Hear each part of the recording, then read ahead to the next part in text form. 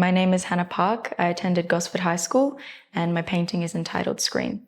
I knew that I wanted to do portraiture and I did want to incorporate my family into my body of work because for as long as I can remember, my subject matter to all my paintings or drawings have been about either myself, my culture, or my family. Really, a lot of inspiration came from the Korean American artist Namjoon Paik, well, it's pronounced Peng Namjoon. The way he works with technology and the way he features blue light in his artworks and installations just really drew me in, and I knew I wanted to kind of mimic that. My mum and my sister, as well as my dad actually, they've all been displayed in galleries through my artworks. So I think they're a little desensitized to that now.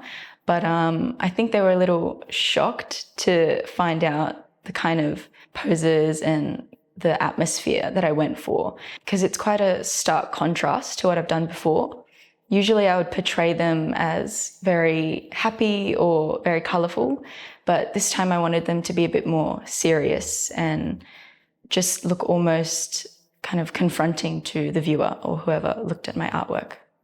I wanted to choose a really ringing blue. Like when you looked at it, I wanted it to kind of hit you in the face, like, whoa. I wanted to envelop the viewer, which is also why I chose to do 3 portraits instead of maybe 1 or 2. I wanted to mimic the way that I felt about technology and how it's very rapid still, but inevitable. I wanted the viewer to kind of stand at my work and really be drawn in, feel almost claustrophobic with the portraits. The blue also mimics the title of my body of work, but it often resonates with kind of sadness or melancholy feeling. I used my favorite shade of blue, ultramarine and phthalo blue, but I had to mix in a lot of different tones to achieve the right shading and the right lighting that I wanted. So it was definitely a learning curve at first. Initially, I had thought of doing the portraits with central lighting.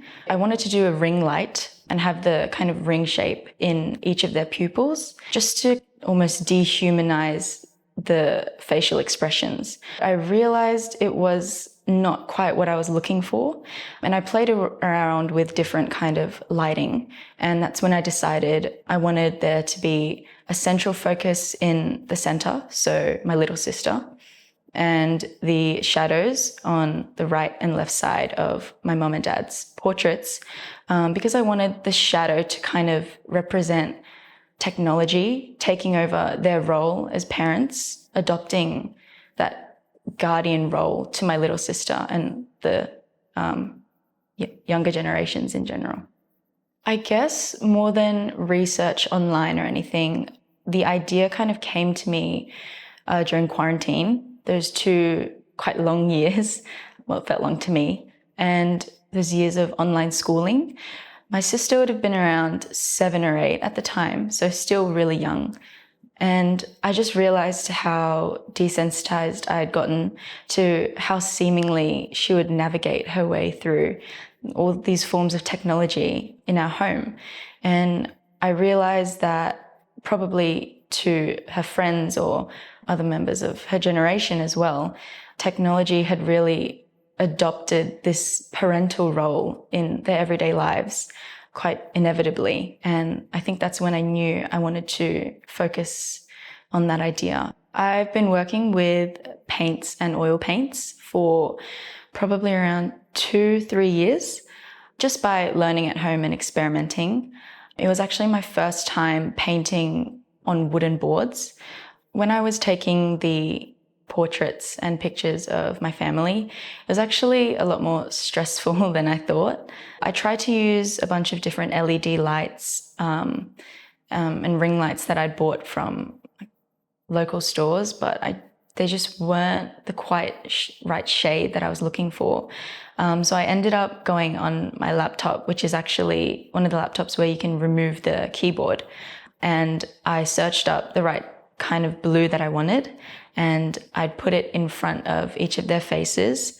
For my sister, for example, I made her actually hold it up in front of her face so that it really was a centrally focused lighting. And as for my mum and dad, I held it up for them on the left or right side of their face.